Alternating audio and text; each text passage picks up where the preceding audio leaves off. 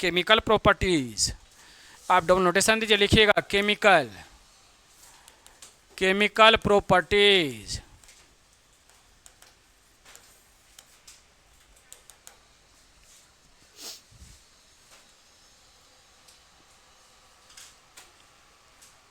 ठीक है। अब केमिकल में देखिए, पहला देखना ऑक्सीडेशन स्टेट, तो ऐसे सिंगल नोटेशन दीजिए, लिखिएगा ऑक्सीडेशन स्टेट, ऑक्सीडेशन स्टेट। नीचे लिखिए common, common oxidation state equal to -3 +3 और कोमा दे के लिखेंगे +5। क्या लिख पाए? ऐसे ही लिखे जैसे हम लिख रहे हैं। और यहाँ लिखेंगे नाइट्रोजन, फास्फोरस, आर्सेनिक, एंटीमनी और बिस्मथ। कॉपी में जैसे मैं लिख रहा हूँ, उसका कारण है, याद करवाए थे क्या, -3 +3 और क्या +5 है ना। इसमें क्या बताए थे, +3 ऑक्सीडेशन स्टेट का स्टेबिलिटी टॉप टू बॉटम क्या होता है, बोलो। +3 का मैं पूछ रहा हूं, याद नहीं, कोई बात नहीं, ये इंक्रीजेज।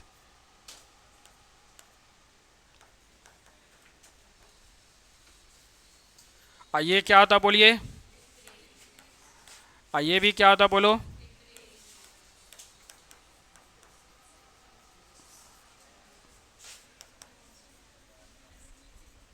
ये लिखिएगा +3 ऑक्सीडेशन स्टेट बढ़ता है टॉप टू बॉटम, अब -3 घट जाता है।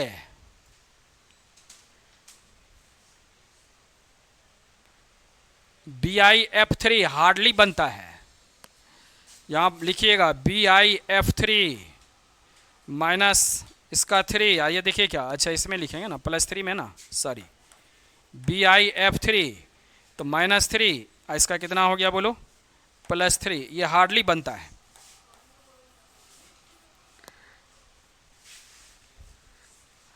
F का ऑक्सीडेशन स्टेट बोलो -1, तो BiF3 बिस्मथ का ट्राइफ्लोराइड, बिस्मथ है क्या, मेटल है ना। तो देखिए ना, और ठीक ही लिखे थे ना जी, नहीं ठीक है +3 ना, ठीक ही लिखे। तो बिस्मथ का अगर निकालेंगे ऑक्सीडेशन स्टेट तो कितना होगा, फ्लोरीन का कितना हुआ -1, तो 3 का कितना हुआ -3, तो बिस्मथ का कितना होगा। सबको ऑक्सीडेशन स्टेट आता है ना, उसमें कोई दिक्कत नहीं है ना, सबको आता होगा। तो आप देखिए ना, +3 का ये जो है इस डायरेक्शन में क्या होता है, इंक्रीज करता है। तो इंक्रीज करता है तो ये +3 जो है, ये +3 आपको बनाएगा, ठीक है। ये कितना बनेगा, पहले ही ठीक लिखे थे -3, तो ये +3, इसमें कह रहे हैं -3 जो है, 1 सेकेंड, और +5 क्या बनाएगा, +5 डिक्रीजेज। तो बिस्मथ का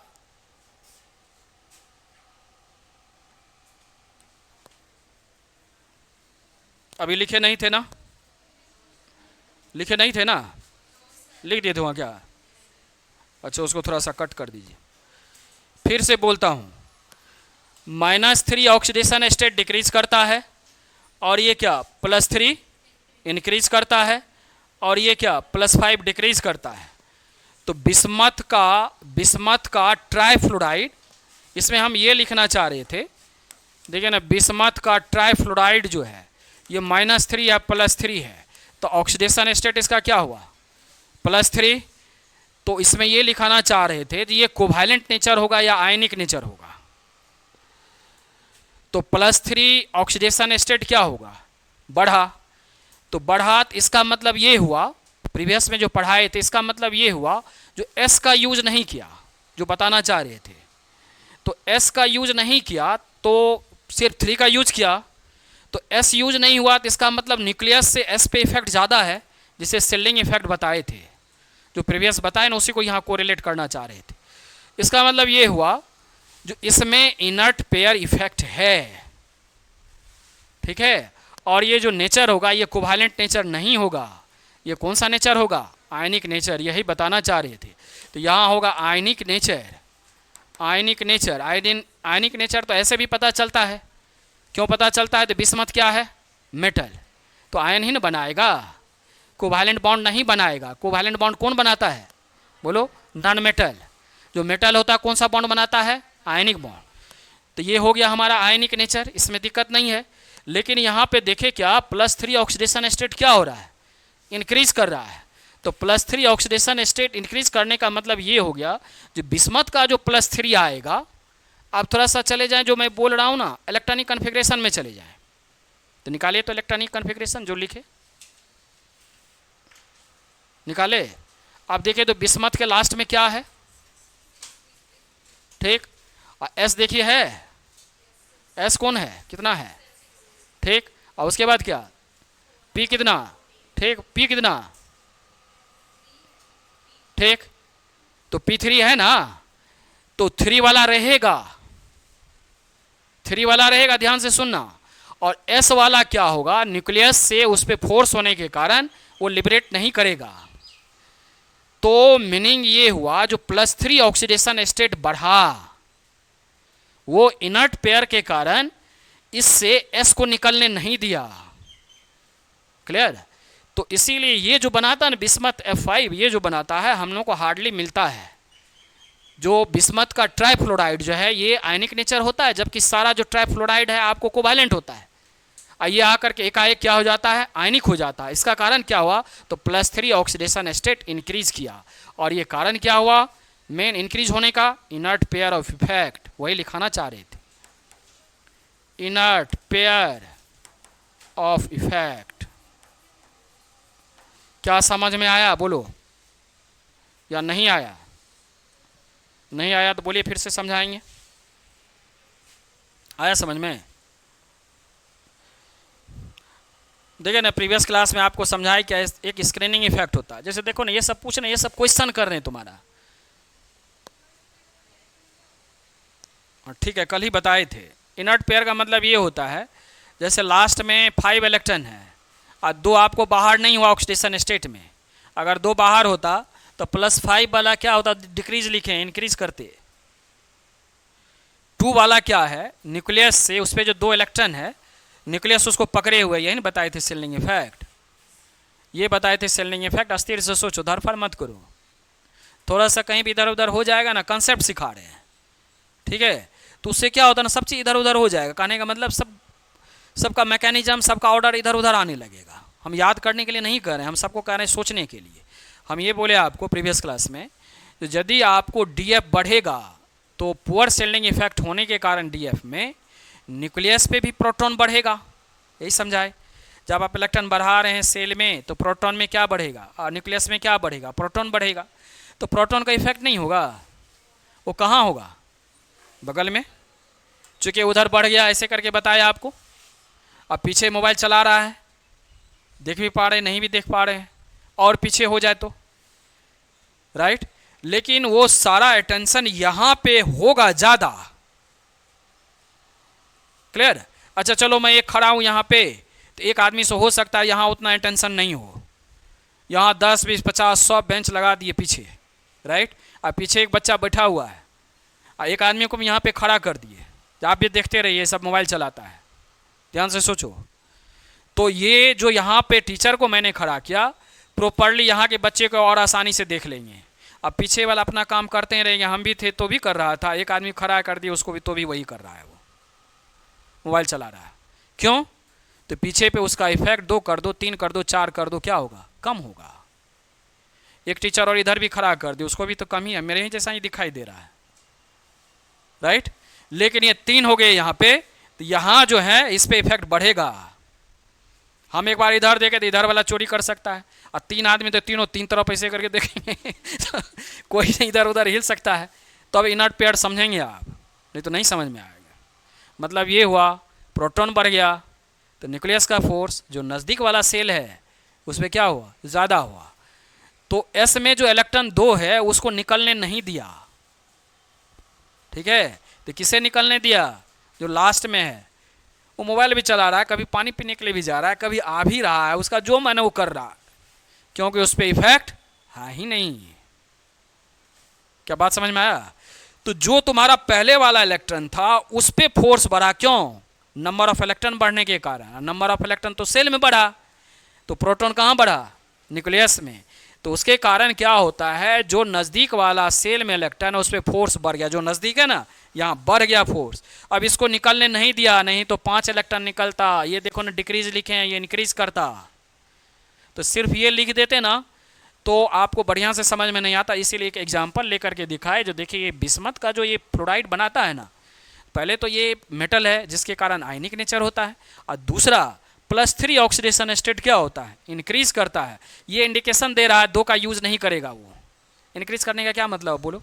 जब भी दिखाएगा क्या? +3, +5 वाला नहीं दिखाएगा। क्यों? तो 2 वाला जो इलेक्ट्रॉन एस वाला था किसके इन्फ्लुएंस में है? बोलिए, न्यूक्लियस के इन्फ्लुएंस। क्या आप भी समझ में नहीं आया? क्या बोलिए, आया समझ में? इसी को कहते हैं इनर्ट पेयर इफेक्ट। वर्ड से देखो, इनर्ट पेयर इफेक्ट मतलब पेयर ऑफ इलेक्ट्रॉन है लेकिन उसका कोई बॉन्डिंग में पार्टिसिपेट नहीं है, पार्टिसिपेट नहीं कर रहा है। वो निकलेगा कहीं से तब ना जा करके बॉन्ड बनाएगा, ऑक्सीडेशन स्टेट दिखाएगा तभी ना। तो क्या ये जो मैकेनिज्म चल रहा था प्रीवियस में भी बताए थे, क्या समझ में आया? आगे बढ़ा जाए तो नाइट्रोजन का, फास्फोरस का कम से कम आपको ऑक्सीडेशन स्टेट याद रहना चाहिए। उसके बाद इसमें केमिकल प्रॉपर्टीज में जो ऑक्सीडेशन स्टेट लिखे, इसमें 2 बात पूछता है, कोवैलेंसी कितना होगा नाइट्रोजन का? मैक्सिमम। दूसरा पूछता है उसके बाद जो नीचे वाला है उसका कोवैलेंसी क्या होगा? कोवैलेंसी का मतलब क्या हुआ? कितना बॉन्ड वो बना सकता है, मैक्सिमम। राइट। तो मैंने जो ये लिखा, अब तो मुझे लगता है जो कॉमन कितना हुआ? -3 + 3 बोलो +5। ये सब के लिए है। सबका मतलब क्या सब हो गया? बोलिए, नाइट्रोजन भी, फास्फोरस भी, आर्सेनिक भी, एंटीमनी भी, बिस्मथ भी। अब ठीक है ना? उसमें -3 और +5 टॉप टू बॉटम क्या हो रहा है? डिक्रीज हो रहा है। लेकिन +3 क्या हो रहा है? बोलिए, इंक्रीज कर रहा है। तो इंक्रीज करने का एग्जाम्पल एक चाहिए था ना, वही दिखाने का कोशिश किए और 2 क्वेश्चन भी बना दिए। एक क्वेश्चन ये बना दिए, ये आयनिक नेचर का होगा, कोवैलेंट नहीं होगा। ठीक, ये पूछता है, ठीक है ना? बोलो। और उसके बाद ये क्या बना दिए, क्या समझाए? जो इनर्ट पेयर इफेक्ट है, इसका 2 इलेक्ट्रॉन नहीं निकलेगा क्योंकि +3 ऑक्सीडेशन स्टेट का स्टेबिलिटी क्या हो रहा है? टॉप टू बॉटम इंक्रीज कर रहा है। क्लियर? अब लिखा जाए इसे। कम पढ़ेंगे, समझ के पढ़ेंगे। उसके बाद जैसा ये ग्रुप हो जाएगा ना, अगले में देखिए कैसे उड़िएगा। और नहीं समझ के पढ़े, जो याद करने वाला बात है याद भी करेंगे। ठीक है? तो पूरा पी ब्लॉक देखिएगा लास्ट में, अरे ये तो इतना आसान था, सबसे आसान तो यही लगा। इसलिए समझ करके जो जो कहते हैं उसको थोड़ा दिमाग में बिठाइए। जहां एक्सेप्शन है ना, वो उसको तो याद ही करना रहता, वो तो कोई उपाय नहीं है।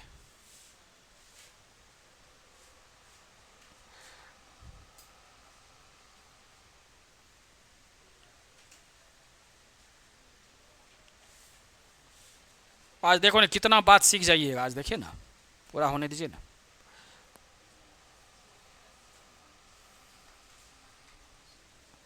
क्या ठीक है? हो गया सबका? अब मैं लिखने जा रहा हूं, ये जो कॉमन ऑक्सीडेशन स्टेट था, इसमें नाइट्रोजन और फास्फोरस जो दिखा रहा है ये दोनों बराबर पूछेगा। 2 का कम से कम आपको याद रखना पड़ेगा भाई। एक नाइट्रोजन है, तो नाइट्रोजन का जो ऑक्सीडेशन स्टेट है ये क्या सब होता है ये देखिएगा। ये उतना जो है उसके अलावा मैं लिख रहा हूँ, ये +1 होता है, कोमा दीजिएगा +2 होता है, और कोमा दीजिएगा प्लस आपको कितना 4 होता है। इसके बाद आप फास्फोरस लिखेंगे, इसका ऑक्सीडेशन स्टेट, इसका क्या होता है? तो +1 होता है, और क्या होता है? +4 होता है। इतना के बाद कोवैलेंसी लिखेंगे। कोवैलेंसी, कोवैलेंसी क्या हुआ बाबू? ये याद करना पड़ेगा। अमोनिया में नाइट्रोजन का बोलो ऑक्सीडेशन स्टेट। चलो अमोनिया में यहां लिखता हूं तब समझ में आएगा। अमोनिया यहां लिखा मैंने। हाइड्रोजन का बोलिएगा +1, तो 3 हाइड्रोजन है कितना? +3। तो ये +3 हुआ, और ये कितना हुआ? तो आप देखो तो -3 पहले लिखे थे कि नहीं? बोलिएगा, आया? आप कहेंगे सर +3 वाला दिखाइए। +3 कहाँ आया? तो नाइट्रोजन का ऑक्साइड आपको याद है? किसी किसे याद है? नहीं याद है? N2O3, 3 दूना 6, ऑक्सीजन पे चार्ज बोलो -2, तो 3 का कितना हुआ -6, तो ये हुआ -6, ये कितना हुआ +6, एक का कितना +3। तो इसका मतलब ये हुआ, ये रिप्रेजेंट करना चाह रहा है जो +3 -3 ये सब तो हैं ही, बात समझ रहे हैं ना, लेकिन इसके अलावा एक्चुअली +1 +2 और +4 भी होगा, तो याद रखना पड़ेगा। फास्फोरस का उसी तरह से +1 +4 भी होता है। अब आ जाते हैं कोवैलेंसी पे, ये दोनों याद रखना पड़ जाएगा आपको, राइट। अब कोवैलेंसी पे आ जाते हैं। कोवैलेंसी का मतलब क्या हुआ, पूछेगा नाइट्रोजन का कोवैलेंसी क्या होता है, what is the meaning of covalency? How many bond form by nitrogen during interaction, जब वो इंटरेक्ट हो रहा है विथ एनी एलिमेंट, किसी दूसरे एलिमेंट के साथ यदि वो इंटरेक्ट हो रहा है तो कितना बॉन्ड का फॉर्मेशन करता है। तो नाइट्रोजन कितना करता है, देखो तो वहाँ कितना है 3 है ना, तो कोवैलेंसी क्या होगा, बिल्कुल नहीं, आप एक भूल गए, उसका नाम है कोऑर्डिनेट बॉन्ड, उसका नाम क्या है यानी 4। तो मैक्सिमम कितना हो गया, मैक्सिमम कोवैलेंसी बोलिए, यानी कोवैलेंसी मैक्सिमम ही लिखा जाता है, कितना हुआ, इतना इक्वल करके क्या करेंगे बोलो 4। ठीक, ये किसका है बोलिए, नाइट्रोजन का, ठीक है। उसके बाद 6 होता है किसका, फास्फोरस, और ऑन बार्ड इधर जितना हो गया सबका मैक्सिमम 6। फास्फोरस के बारे में पता होगा, पता है,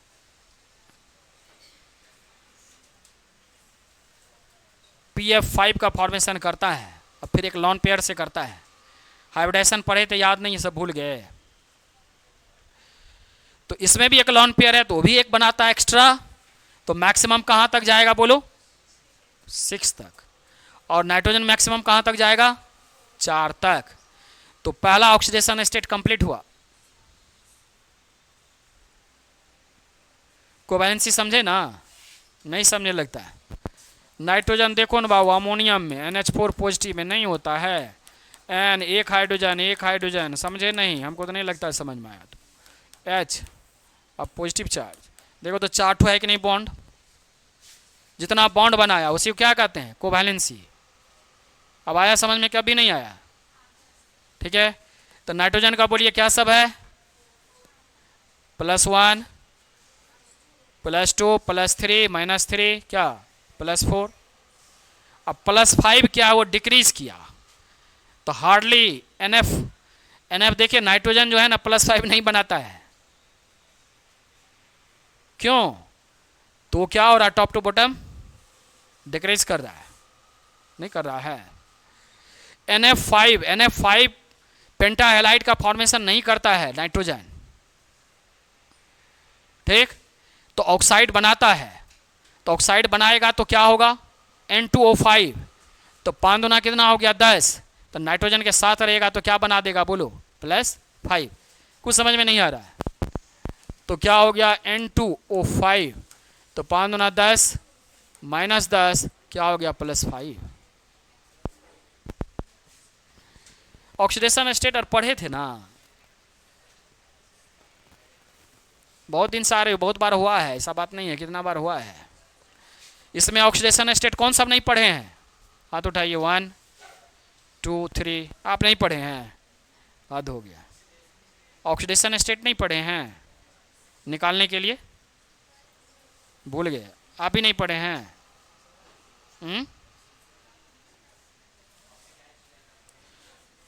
देखो ना, 1 मिनट में सिखा देते हैं, नहीं पढ़े थे क्या दिक्कत है, 1 मिनट में सिखा देते हैं आपको। जिसका ऑक्सीडेशन स्टेट नहीं, जो नहीं पढ़े हैं ना, आप लोगों को सबको याद है ना, जिसका निकालना उसे X मानेंगे।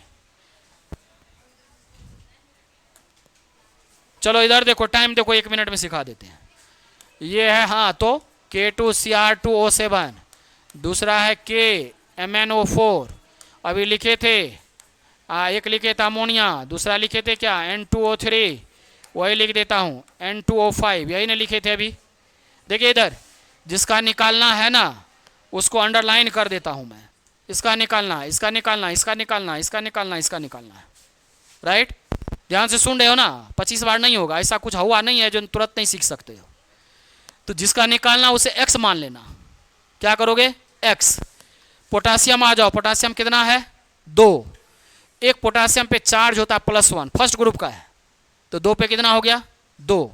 तो लिखेंगे क्या, 2 अब प्लस, इसका निकालना है क्रोमियम का, निकालना है ना, तो क्रोमियम का x हो गया, तो क्या लिखेंगे 2x प्लस ऑक्सीजन का कितना होता है -2। ऑक्सीजन ग्रुप में ऑक्सीजन का जो वैलेंसी है ना, अब ध्यान रखिए उसका वैलेंसी 2 होता है, +2।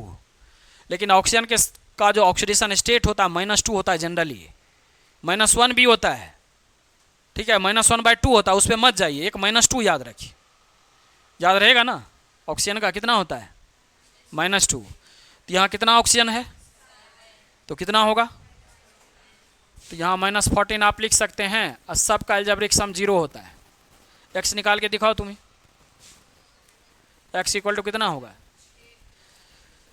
14 में से 2 गया, कितना बचा, 12। तो 12 उधर चला गया, प्लस हो गया, तो x इक्वल टू क्या हो गया, 6 हो गया, +6। तो इसका निकल गया +6 हो गया।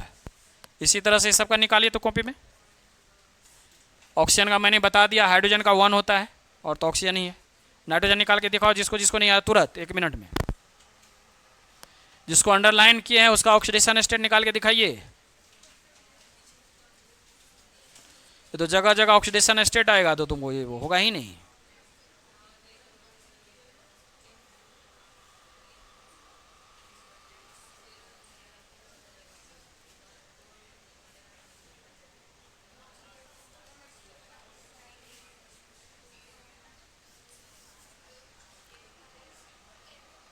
आपको आता है,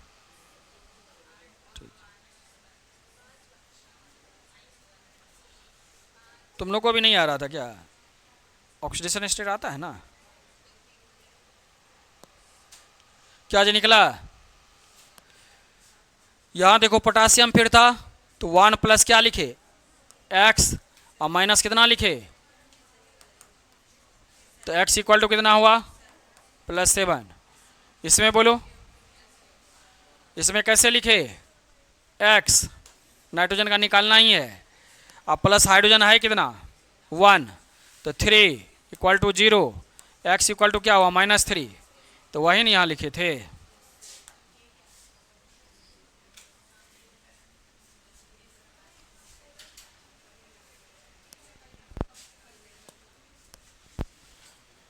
अब इसमें देखिए, इस ऑक्सीजन का कितना है, -2, तो 3 दूना 6 हुआ, -6, -6 का ये कितना होगा, +6। तो एक नाइट्रोजन का कितना होगा, 2 से डिवाइड करें तो +3 नहीं हुआ, तो वही ना वहाँ लिखे थे +3। अब यहाँ देखिए 5 दूना 10 हुआ ना, इसका कितना होगा, +10, और 2 से डिवाइड करेंगे तो कितना होगा, +5। निकाल के देख लो। तो क्या इसका +5 नहीं आ गया,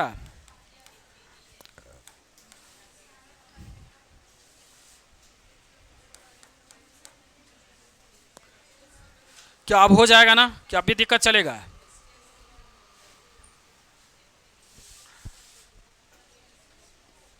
इधर देखो, ऐसे घूम जाओ, तुम ऐसे कह रहती है, ऐसे घूमो ना। हाँ, अच्छा उधर एक फ्रेंड है, इसीलिए उधर घूमे हुई रहती है।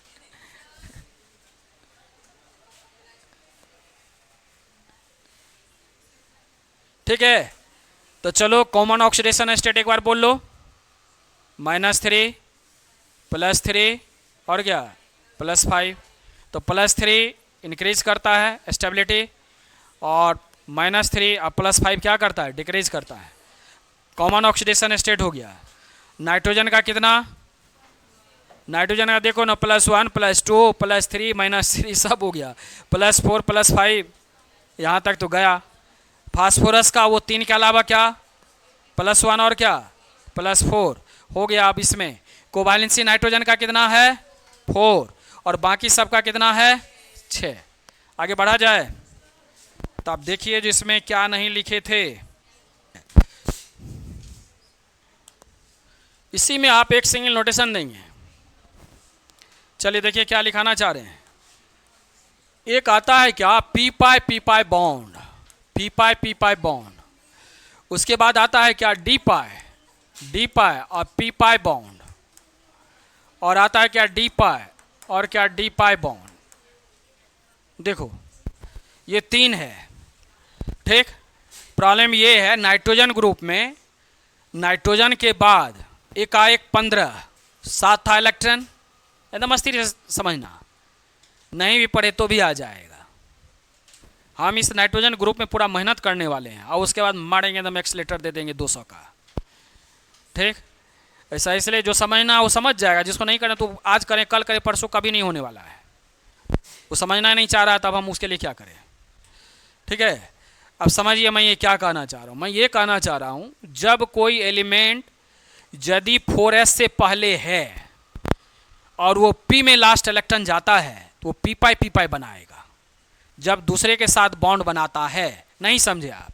मेरा ये कहना है जैसे नाइट्रोजन है और यहाँ क्लोरीन है NCl3, राइट। तो नाइट्रोजन का अगर आप देखेंगे तो एटॉमिक नंबर 7 है और Cl का कितना है, 17 है। यदि इलेक्ट्रॉन देखेंगे तो 1s2 और 2s2 और 2p कितना हो गया, 3 हुआ ना। देखो ना, 2 2 4 3 7 और इसका कितना हुआ, 1s2 और 2s2 और 2p 6 और 3s2 और 3p बोलो 10 2 12 5 17, ठीक है।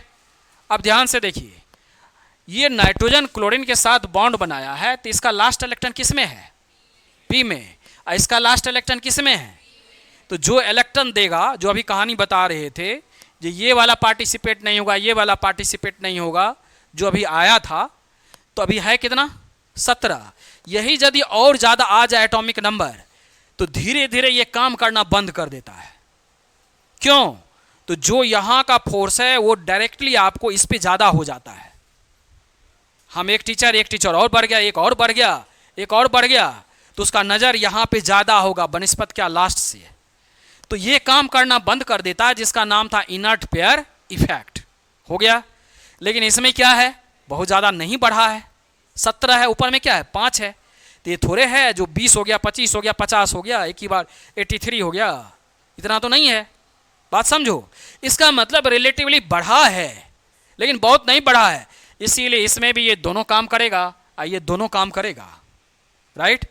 अब बात ये हुआ जब बॉन्ड बनाएगा तो क्या होगा। तो जब बॉन्ड बनाएगा, आप ध्यान से देखिए, इसमें डी ऑर्बिटल नहीं है। इसमें क्या है, डी ऑर्बिटल नहीं है। इसमें डी ऑर्बिटल है क्या, फास्फोरस में? क्या आपको दिखाई दे रहा है? नहीं, लेकिन मुझे दिखाई दे रहा है। कैसे? तो जैसे 3s2 और 3p आया, 3p आया तो 3 के बगल में d है, मानते हैं उसमें इलेक्ट्रॉन नहीं है, लेकिन एक्साइटेड स्टेट में वहां पे इलेक्ट्रॉन जा सकता है। कहानी यहीं से ट्विस्ट हो जाता है। क्लियर? मतलब आपको थोड़ा सा दिमाग लगाना होगा। जब ये बॉन्ड बनाना चाहता होगा, Cl3 बनाना चाहता होगा, तो देखिए इसे कहीं कोई दिक्कत नहीं है। इसे इसलिए दिक्कत नहीं है कि इसमें 2 इलेक्ट्रॉन है और उसमें कितना है 1 2, आपको क्या 1 2 आपको देखो 3, किसका, नाइट्रोजन का। तो नाइट्रोजन का 7 है, ये क्या लिखे हम 2s, और ये क्या लिखे 2p, और ये क्या लिखे आपको बोलो 1s। एकदम इधर उधर बात नहीं करना है, जो उठाए तो इसको कंप्लीट करना है, ठीक है। और अस्थिर से समझो, मैंने बोला ना एकदम जीरो से। हम ये समझते आपको कुछ आता ही नहीं है तो समझा रहे, बोल ही रहे हैं जो नाइट्रोजन तक ऐसा करेंगे। तो मेरा बात ये है, यहाँ पे 3 है तो 3 लिखा गया, 1 2 और क्या 3, और s में कितना है 2, इसमें भी कितना है देखिए 1s में कितना है 2। अब इसके पास Cl गया तो Cl के लास्ट में देखिए कितना है 5 है। तो Cl के लास्ट में जब इलेक्ट्रॉन हम लोग देखते हैं तो 5 है, और यदि दोनों को जोड़ते हैं तो याद कीजिए कितना हो गया 7।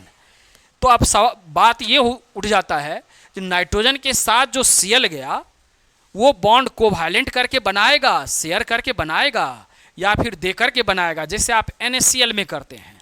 तो NaCl में क्या करते हैं, एक इलेक्ट्रॉन दिया, ये लॉस किया, तो एक इलेक्ट्रॉन आपको लॉस करता है, Na+ बना लेता है, और Cl क्या करता है, एक इलेक्ट्रॉन गेन करके क्या Cl- बना लेता है, तभी नहीं ये बॉन्ड बनता है इस तरह से, जिसका नाम आप क्या बोलते हैं, जल्दी बोलिए, आयनिक बॉन्ड।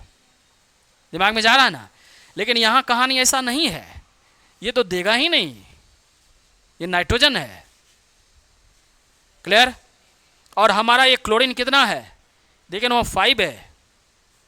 अब ये कैसे बॉन्ड बनाए, 7 है, तो 7 है तो क्या ये एक चाहिए, इसे क्लोरीन चाहिए ना एक, तो क्लोरीन वहां पे, यहां 7 है, एक इलेक्ट्रॉन शेयर करके, तुम सो रहे हो जी, क्लोरीन नॉन मेटल है और नाइट्रोजन नॉन मेटल है, तो दोनों को लॉस करने का टेंडेंसी नहीं है, गेन करने का टेंडेंसी है, नाइट्रोजन को भी और किसको, क्लोरीन को भी। तो मान लो एक लॉस करता दूसरा गेन करता, तब ना यहां आयनिक बॉन्ड बनता। तो आपको सिखाए हैं पहले क्या, यदि नॉन मेटल होगा तो वो कोवैलेंट बॉन्ड बनाएगा, यानी वो शेयरिंग करेगा। क्लियर। अब सवाल ये है, अब इसके पास खाली रहेगा तब ना शेयर करेगा, देखो ध्यान से। क्लियर। तो जब ये क्लोरीन उसके पास अप्रोच किया, सब सुन रहे हो ध्यान से, जब क्लोरीन उसके पास अप्रोच किया तो क्लोरीन जो है, देखा जा रहा है क्या, उसके लास्ट में आपको 7 इलेक्ट्रॉन है, 5 2 7 है, और इनर्ट पेयर का इफेक्ट उतना नहीं है जितना ये और ज्यादा एटॉमिक नंबर हो जाता। आपके मन में कोई बात चलेगा, हम पहले से सॉल्व कर देता हूं। तो 7 है, अब एक इलेक्ट्रॉन चाहिए उसे गेन करने के लिए, जो ऑक्टेट कंप्लीट हो जाएगा, या क्या चाहिए, शेयर करने के लिए। तो क्या क्लोरीन शेयर करेगा या आपको कहीं से गेन करेगा, तो गेन करेगा। नाइट्रोजन देगा तब ना गेन करेगा, तो नाइट्रोजन दिया ही नहीं, अब आप ही बताइए क्या करेगा, शेयर करेगा। उसके पास ऑप्शन नहीं है, तो दिमाग खुल गया होगा, राइट। इसीलिए क्या करेगा, यहां से ये क्लोरीन, 3 क्लोरीन, ये 3 क्यों जुटा, ये 3 इनकमिंग क्लोरीन को अपने पास एडजस्ट कर लिया, बाकियों का भाई जाओ तुम, अब नहीं यहां जरूरत है। क्यों, तो हमारे पास 3 इलेक्ट्रॉन हाफ फील्ड है P वाला, जिसमें 3 को हम एडजस्ट कर सकते हैं। वो भी क्यों, तो तुम्हारे पास भी P में है, इसीलिए, राइट। और इसीलिए क्या किया, यहां से आकर के, यहां से आकर के, यहां से आकर के, एक एक क्लोरीन, देखिए यहां भी क्लोरीन, यहां भी क्लोरीन आकर के बॉन्ड बना लिया, जिसको कहते हैं P पाए P पाए। क्यों हुआ P पाए, इसमें भी P, इसमें भी क्या P। क्लियर। और ये PP, हम लोग PP पाई जो कहते हैं ना, इसका मतलब क्या हुआ, जो दोनों जो बॉन्ड बनाया तो वहां पे पाई बॉन्ड होना चाहिए, ठीक। तो क्या इसमें पाई बॉन्ड बनाया, क्या बनाया, सिंगल बॉन्ड। N के साथ Cl का स्ट्रक्चर ऐसा होता है, देखिए Cl, यही सब बात तो सीखना रहता है, जो आप नहीं करेंगे तो गलती हो जाएगा। क्लियर। तो यहां पे हम लोग सिर्फ P पाई नहीं लिखते हैं, वहां आपको देखने को जो मिला था केमिकल बॉन्डिंग में PP बॉन्ड, यानी हम लोग सीधा लिखते हैं क्या, PP बॉन्ड बना, P फॉर फास्फोरस नहीं, ऑर्बिटल। यानी आपको याद रहेगा, नहीं रहेगा तो आप ऐसा कर सकते हैं, P सिग्मा और क्या, P सिग्मा। P क्या है, ऑर्बिटल है, फास्फोरस नहीं है। ये बॉन्ड बनाया, दोनों जो P ऑर्बिटल है, देखो ऐसा है, और दूसरा का भी P ऑर्बिटल है। आप सबको याद होगा, अगर ये PX है, अगर ये PX है, तो ये कौन सा बॉन्ड बनाएगा, बोलिए, सिग्मा बॉन्ड। क्लियर। तो पाई बॉन्ड का फॉर्मेशन नहीं किया। अब यहीं से मैंने बोला कहानी ट्विस्ट होता है। अब क्या करते हैं, ये देखिए, यहां Cl को 5 ले जाते हैं, ठीक, तब लिखिएगा। तो 5 यदि ले जाएंगे इसके बगल में तो बनेगा ही नहीं, नाइट्रोजन के बगल में। क्यों, तो नाइट्रोजन के पास बगल में कोई d ऑर्बिटल नहीं है। खुल रहा है, समझ पा रहे हो, क्योंकि d ऑर्बिटल जाने में काफी लेट है, अभी कितना है 2p, उसके बाद क्या आएगा 3s, उसके बाद क्या आएगा 3p, और उसके बाद क्या आएगा 3d, 4s, तब क्या 3d। समझ पा रहे हो ना। तो 3-4 इलेक्ट्रॉन को जंप करके एडजस्ट नहीं करेगा, बगल में रहेगा तब करेगा। इसीलिए चांसेस नहीं है नाइट्रोजन आपको पेंटा हैलाइड का फॉर्मेशन नहीं करता है। तो एक जो लास्ट में क्वेश्चन लिखाएंगे उसका आंसर यही कर दिए, nitrogen can't form pentahalide due to absence of d orbital. उसमें d ऑर्बिटल नहीं होता, इसीलिए कभी भी पेंटा हैलाइड का फॉर्मेशन नहीं करता है। क्लियर? अब आ जाइए फास्फोरस के लिए। फास्फोरस बना देगा भाई। क्यों बनाएगा? तो फास्फोरस के पास अभी लिखेंगे, क्लोरीन देखो इतना है, ठीक है। यदि हम यहाँ पे बनाना चाहे, देखिए ना यहाँ P है, हम बनाना चाहे Cl5, PCl3, ये तो बनेगा ही, उसी तरह से खाली रहेगा, बना लेगा। सवाल ये है जो PCl5 बनाएगा, उसका आंसर है बनाएगा। कैसे बनाएगा? तो फास्फोरस का देख रहे हैं यहाँ 15 होता है ना। इसका यदि आप इसी लिखेंगे, अस्थिर से दिमाग लगा कर इधर उधर नहीं देना, बहुत इंपॉर्टेंट बात हो रहा है। इसको बच्चे सब स्किप कर देता है, छोड़ देता है, तो फिर जो प्रॉब्लम रहता है जेई वाला, तो घुमा घुमा के देता है, तो उसको लगता है अरे क्या दे दिया, नहीं दे दिया, कचरा टाइप का, P लिख दिया, D लिख दिया। ठीक है, वो एकदम आसान है, एक बार दिमाग में सेट करना है आपको। तो यहाँ इसी लिख रहे हैं, तो हो गया क्या 1s2 और 2s2 और 2p कितना 6 और 3s2 12 हुआ, और क्या 3p कितना 3। ये फास्फोरस वाला लिख रहे हैं, 15 ही ना है, तो 2 2 4 6 10 2 12 3 15 नहीं हो गया। अब आ जाओ, ये इसका ग्राउंड स्टेट है। ये जो सारे हम लोग लिखते हैं कौन सा स्टेट है? ग्राउंड का मतलब क्या हुआ? फास्फोरस अकेला है, अगल बगल में कोई दूसरा अप्रोच नहीं किया है। जब बॉन्ड बनाएगा तब ना एक दूसरे के नजदीक आता है, पढ़े ना केमिकल बॉन्डिंग में, नजदीक आता तब बॉन्ड बनाता है। अभी फास्फोरस अकेला है, तो उसको हम लोग क्या बोलेंगे? बोलिए ग्राउंड स्टेट। ग्राउंड स्टेट का मतलब क्या हुआ? ये इनएक्टिव है। ग्राउंड स्टेट, जैसे जैसे क्लोरीन अप्रोच किया, फास्फोरस यहाँ बैठा हुआ था, राइट, अब क्लोरीन वहाँ रोड पे था, तो बॉन्ड बन जाएगा। आना स्टार्ट क्या, सीढ़ी पे चढ़ा, यहाँ आया, तब अच्छा ठीक है आओ हम लोग बॉन्ड बनाते हैं, तो बॉन्ड बन गया। यहाँ बैठेगा बगल में तब ना, समझ पा रहे हो ना? तो इसका मतलब ये हुआ उसके सरफेस एरिया में आना होगा, तभी बॉन्ड बनेगा। तो उसे कहते हैं एक्साइटेड स्टेट। कहने का मतलब जैसे ही क्लोरीन अप्रोच किया, फास्फोरस एक्साइटेड स्टेट में आया, और जब आया एक्साइटेड स्टेट में, तो ध्यान से देखो 1s2 2s2 और 2p6, ये जो 3s है, मैं अब इसका ऐसा बनाता हूँ, देखो अच्छा बना देता हूँ एक बार, 3s2 और 3p3, इसका देखिए ना 2 इलेक्ट्रॉन, इसका कितना था 1 2 3 इलेक्ट्रॉन, और मैंने बोला यहाँ पे 3d है, तो d में कितना है बाबू बोलो 1 2 3 4 और क्या 5। ठीक, यदि तुम्हें इलेक्ट्रॉनिक कॉन्फ़िगरेशन आता होगा तो तुमको पता होगा 3s 3p यहाँ क्या होता है, बोलो 3d होता है ना। कौन बताएंगे? 4s नहीं लिख करके हम 3d लिखें, ये भी क्लियर नहीं है, बोलिए। ठीक है, मैं बोल देता हूँ। अरे ऑर्बिटल अपने जगह पे ही रहता है। इलेक्ट्रॉनिक का एक सवाल बताएं, इलेक्ट्रॉनिक कॉन्फ़िगरेशन होता है ना, वो जंप करता है। जब आप इलेक्ट्रॉनिक कॉन्फ़िगरेशन करेंगे तो 4s में जाएगा, लेकिन d का ऑर्बिटल है 3d, तो वो क्या 4s के बाद रहेगा? ये बेंच डैश ऐसे लगा हुआ था, ऐसे ही नहीं रहेगा। आपने जंप कर कभी यहाँ बैठेंगे, कभी वहाँ बैठेंगे, तो d तो अपने पोजीशन पे ही रहेगा। ये कौन सा सेल है? 3 वाला, तो 3s 3p या 3d। अब 4 में क्या होगा? 4s 4p 4d 4f होगा कि नहीं होगा?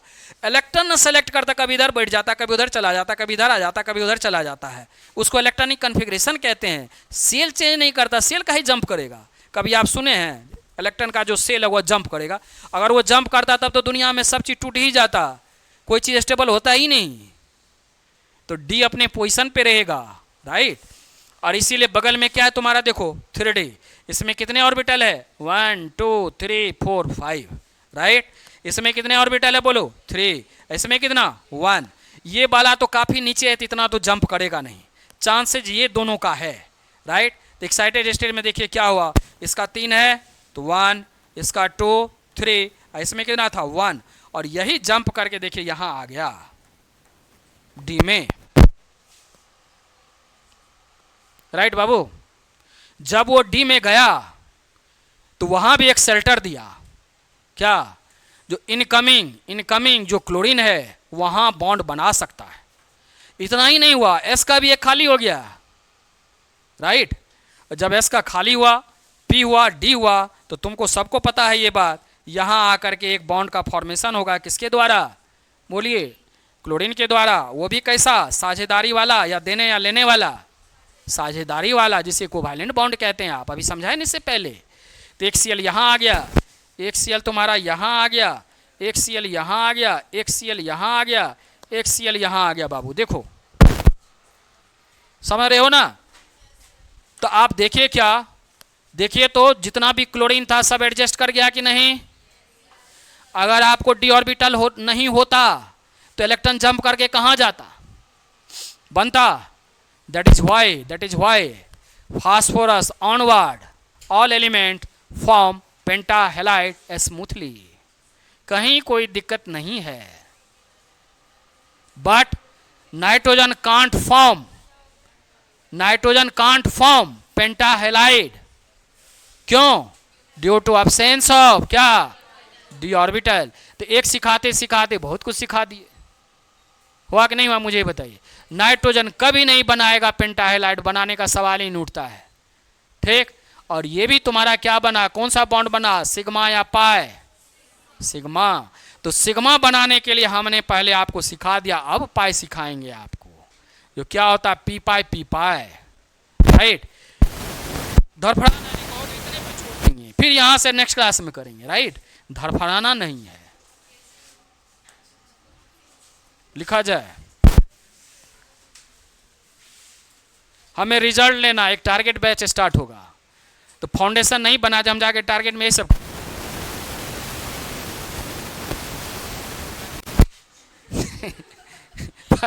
पहले इसको लिखा जाना, ठीक। और ये लिखा जाए, उसके बाद फ्लोरीन को लिखा जाए, और तब फिर उसके नीचे में ये बनाया जाए। यहाँ देखें, नहीं हम कर दिए सिग्मा, क्यों है वो, पाई नहीं है। पहले ये फर्स्ट नंबर कर देता हूँ, सेकंड ये यहाँ से स्टार्ट कीजिएगा, और थर्ड में ये है।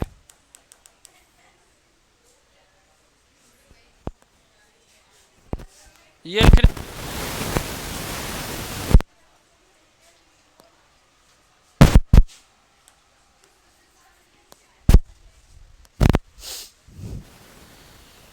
जो एनोमेलस बिहेवियर चल कम से कम उसको कंप्लीट करने दो ना। ये जाओ यहाँ से, जहाँ हम आज सीख करके चले, थोड़ा एक्सलेट कीजिए और सोचिए आप क्या बताने के लिए जा रहे हैं। हुआ ऐसा, यदि आपको मैं ऐसा कहूँ, जो ये CH2 और डबल बॉन्ड CH2 है, तो क्या नाम है इसका? इधर देखो ना, क्या नाम है इसका? सबको ये पता है, इसका नाम है C2H4, है ना। यहाँ लिखे CH, अरे बात मत करो, इसका नाम क्या है बोलो? C2 और क्या? H2। इसका नाम क्या है?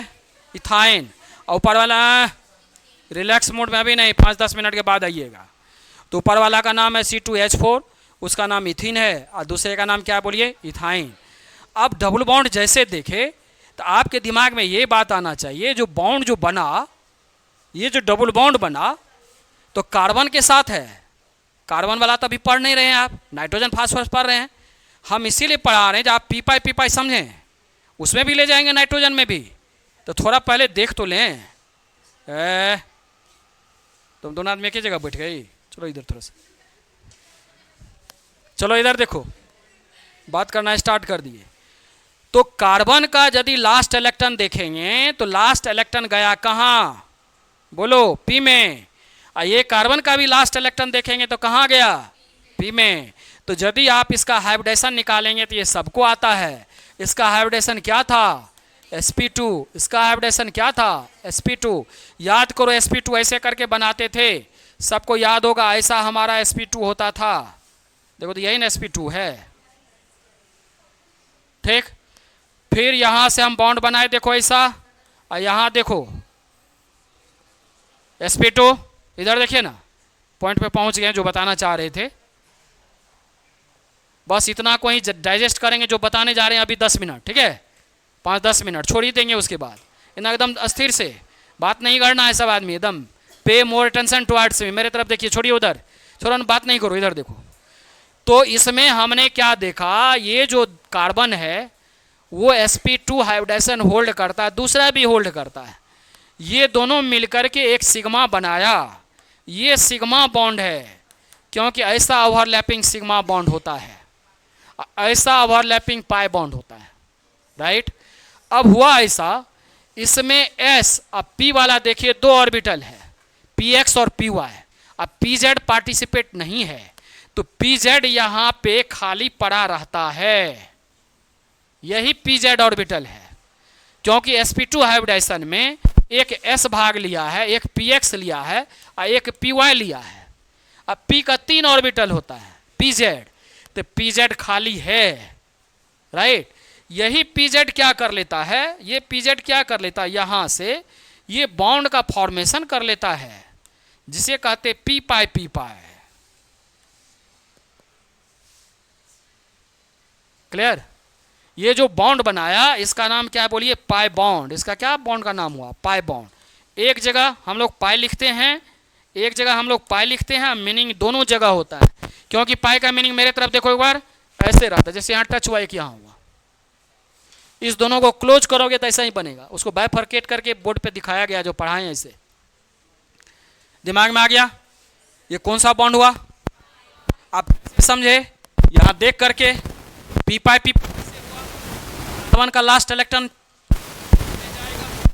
1s2 2s2 2p2। अब उतना कितना लिखेंगे की बात को, लास्ट में 2 जाएगा ना जी p में, इधर भी तुम्हारा क्या है p है, तो दोनों में 2 इलेक्ट्रॉन, इधर भी 4 इलेक्ट्रॉन हुआ।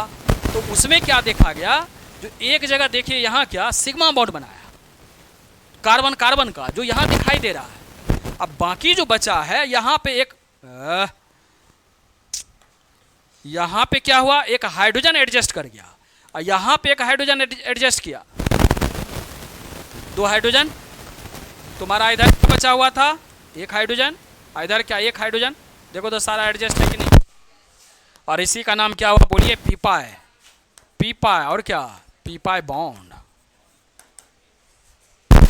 जो आज के बाद कहीं भी लिखा हुआ रहेगा ना प्रॉब्लम में, बुक में, कभी आपको दिक्कत नहीं होगा। अभी रुको तब लिखिएगा। आप कहेंगे सर ये तो हम कार्बन पढ़ा दिया, हम तो नाइट्रोजन पढ़ रहे थे। वही पढ़ो, इसमें क्या दिक्कत है। RCH और डबल बॉन्ड NH, इसका नाम है इमीन। क्या नाम है इसका, इमीन। कहीं पढ़े थे, कहाँ आइस होता है, तो नाम क्या है इसका, इमीन। आइमीन नहीं पढ़ते इसका, इमीन पढ़ा जाता है, राइट। तो RCH डबल बॉन्ड NH, बोलो जल्दी से। नाइट्रोजन के लास्ट में इलेक्ट्रॉन किस में था, P में। कार्बन में किस में था, तो वही वहां ऊपर वाला पाई दिखाई दे रहा है, तो क्या बना ये पी पाई। और पी पाई बॉन्ड बना कि नहीं बना, नाइट्रोजन।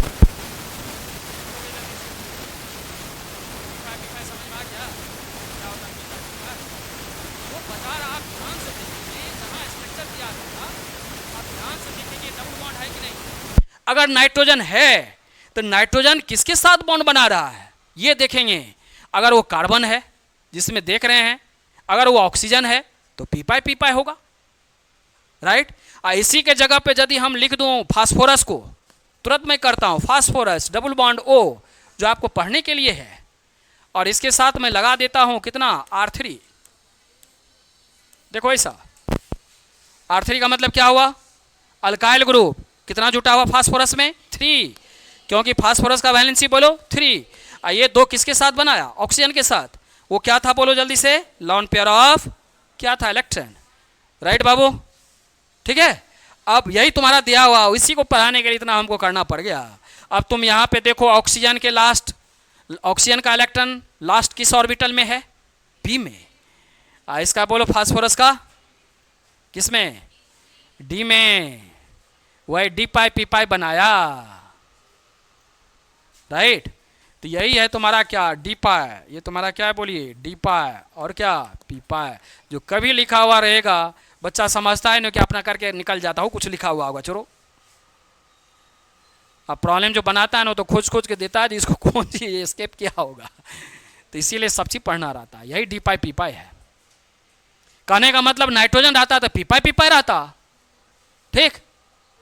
और उसके साथ क्या है, नाइट्रोजन छोड़ करके फास्फो आर्सेनिक एंटीमनी बिस्मथ ये सब है, तो क्या हो गया, डी पाई पी पाई हो गया। कहीं ट्रांजिशन एलिमेंट रहे, पी के साथ कोई ट्रांजिशन एलिमेंट है ट्रांजिशन एलिमेंट का नाम बोलो, ढेर सारा डी वाला पढ़े, स्कैंडियम, टाइटेनियम, वेनाडियम, क्रोमियम, समझ रहे हो ना। तो क्या होगा, डीपाई डीपाई होगा। तो क्या होगा, डीपाई डीपाई होगा, राइट। तो इसका मतलब हुआ हम लोग कहीं भी इस तरह का थोड़ा सा सावधानी से देखेंगे तो हमारा सारा बॉन्ड का ऑब्जर्वेशन हो। देखिएगा रिएक्टिविटी, अब 23 लिखे तो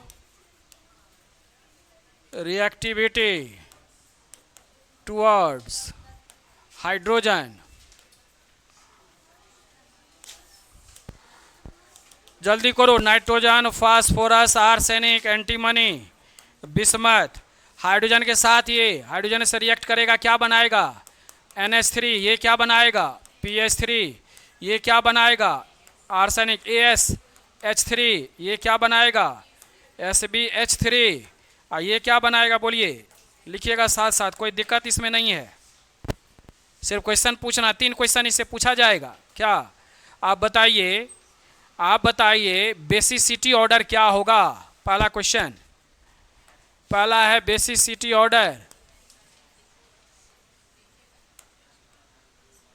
बेसिसिटी ऑर्डर कौन बताएंगे, कौन ज़्यादा होगा, अमोनिया या फिर ये, बोलिएगा जल्दी से, बिस्मथ होगा। तो चलिए सबसे ज़्यादा होगा अमोनिया, NH3, उसके बाद होगा PH3, और उसके बाद लिखिएगा AsH3, और उसके बाद लिखिएगा एंटीमनी, SbH3, और उसके बाद क्या है बोलिए, BiH3। आप ऑक्साइड समझ गए ना, ये जो मेटल का ऑक्साइड है, हाइड्राइड है ये। पहला हो गया, हाँ हाँ हाँ इधर,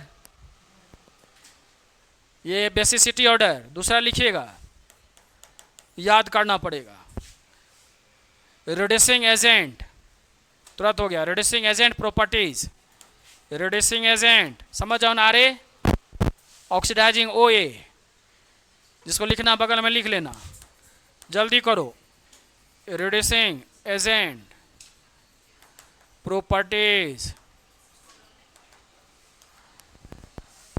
बताओगे कोई।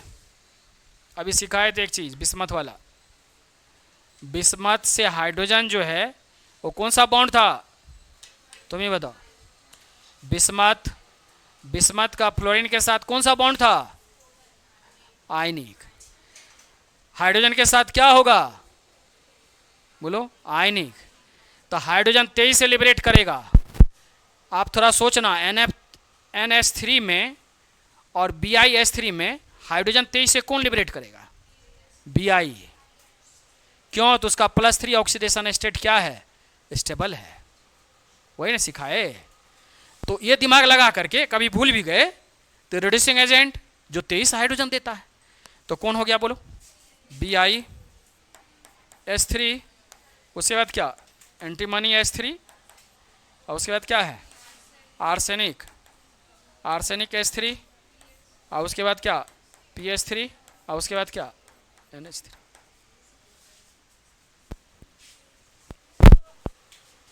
हो गया 2 क्वेश्चन, लिखिए छोड़िए नहीं। तीसरा लिखिएगा, bond dissociation enthalpy, bond dissociation, इसी में ऊपर में लिख दूं, लिखेंगे बॉन्ड डिसोसिएशन इंथैल्पी ऑर्डर।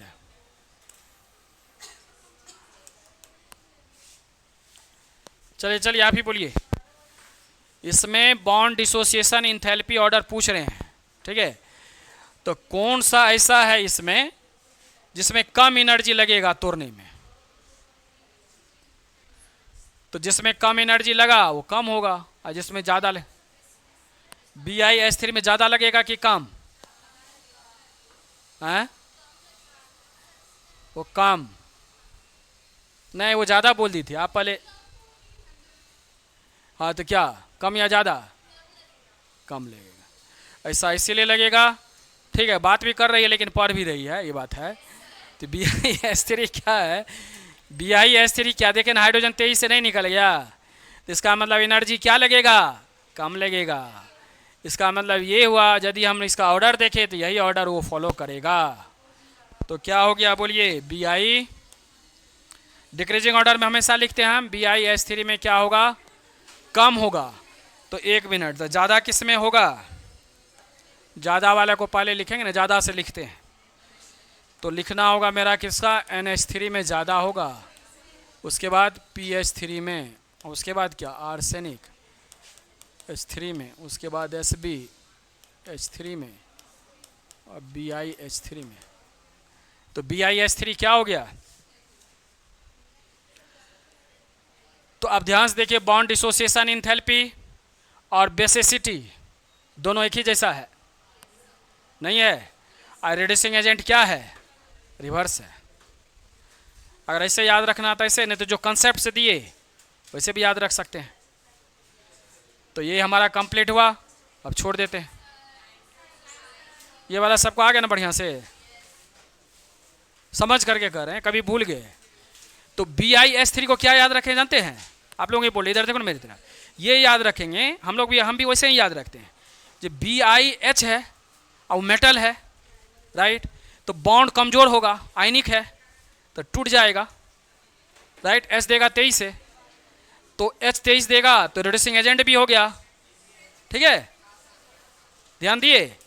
और टूट भी गया तो बॉन्ड डिसोसिएशन भी कम हुआ BiH3 का, और रिड्यूसिंग भी कम हुआ, रिड्यूसिंग तो ज़्यादा हुआ, अब बॉन्ड डिसोसिएशन कम हुआ। क्लियर, इतना दोनों बात आ गया। अब बेसिसिटी में आते हैं। तो बेसिसिटी भी तो ऐसे ही, अमोनिया जो होता है ना, जैसे अमोनिया देखे नहीं, नाइट्रोजन है, नाइट्रोजन पे लॉन पेयर है और मेटल पे लॉन पेयर है। तो कोई नॉन मेटल पर यदि लॉन पेयर रहता है तो वो बेसिसिटी ज़्यादा दिखाता है, क्योंकि देने के लिए वो हमेशा तत्पर रहता है।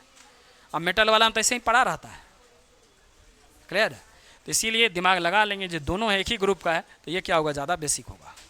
ऐसे अमोनिया वीक बेस है, ऐसा नहीं जो स्ट्रॉन्ग बेस है, लेकिन अपने ग्रुप में क्या, हाइड्राइड में क्या होगा, ज़्यादा हो जाएगा।